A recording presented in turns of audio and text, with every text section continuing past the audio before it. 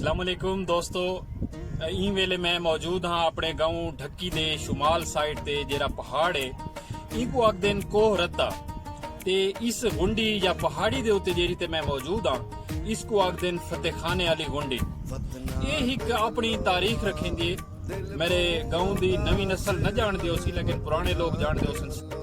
साडे तक ये तारीख साडे बुजुर्गों को पहुंची ते साडे बुजुर्गों को भी उन्हां दे बुजुर्गों ने ये दसा है कि ये बिफोर पार्टीशन दा वाकया है, यानी तकसीम हिंदुस्तान को पहले ये जेरी जहा है इतना एक गार आई जिंदे विच एक डाकू रहिंदा आई और वो गार काफ़ी अरसा तक इवें ही रही है, बाद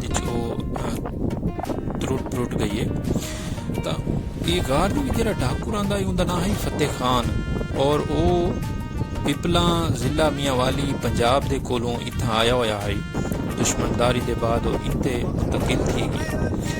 तो वो डाकू को चूँकि ढक्की के लोग गाँव वासी उसको खाना वगैरह प्रोवाइड करें न, शायद डर कोल या कोई भी वजह आई तो आखते इनके वो ढक्की का मुहाफिज आई, यानी मजीद जेरे लुटेरे या डाकू होने उन वेले वो उनकी वजह को ढक्की का रुख न करेंदे ते ढक्की दे लोग उन्हें बिना डाकुओं को महफूज हैं। लेकिन ये है कि ये डाकू तो इतना ही रहा आई फतेह खान। एक मेरे उस्ताद साहब इन अल्लाह ताला उन्होंने को सलामत रखे सेहत के नाल वो लिटरेरी बंदे की आथर इन काफ़ी सारिया किताबां दे गुलाम फरीद साहब वो उस्ताद मोहतरम मैं को एक अखान सुनाया सराकी का एक अखान है जरा के सारे इलाकों के उत्ते लाया वेंदा है।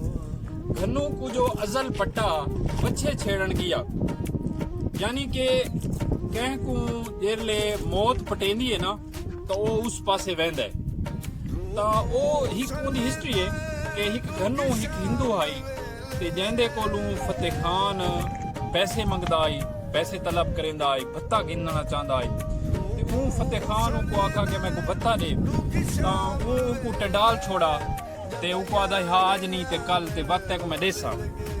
एक दफ़ा इवें थिया कि वो उनके जेरे बच्चे हन जेरे उनके बछड़े हन गायां दे वो उन्हां को चरावण वास्ते गया ते उनको फतेह खाने ने वट गिदा ते वल उनको मार सटा।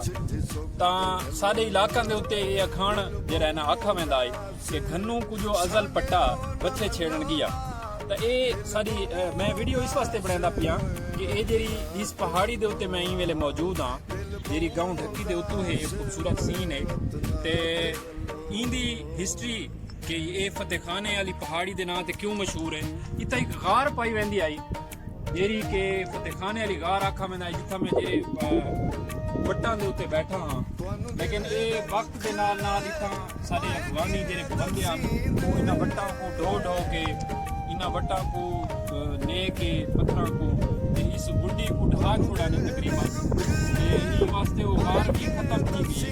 लेकिन इनकी हिस्ट्री मौजूद है, ये मेरे ख्याल है सेव करना चाहिए ते सारिया नस्लों तक पहुँचाना चाहिए ये सारे गाँव के लोग इन कि ये नवी नस्ल जाने कि इसको फतेखाने वाली गुंडी क्यों आखा वेंदा है। इन वास्ते मैं इसको वीडियो की शक्ल दे सेव करेंदा पिया ते वल सोशल मीडिया के जेरे सारे ढक्की के पेज उन्होंने शेयर करके इस गाल को पहुँचाए सा कि फतेखाने वाली गुंडी क्यों आखा वेंदा है ते सारे इलाकों के उत्ते ये अखान क्यों मशहूर है कि घनू को जो अजल पट्टा बच्चे छेड़न गया।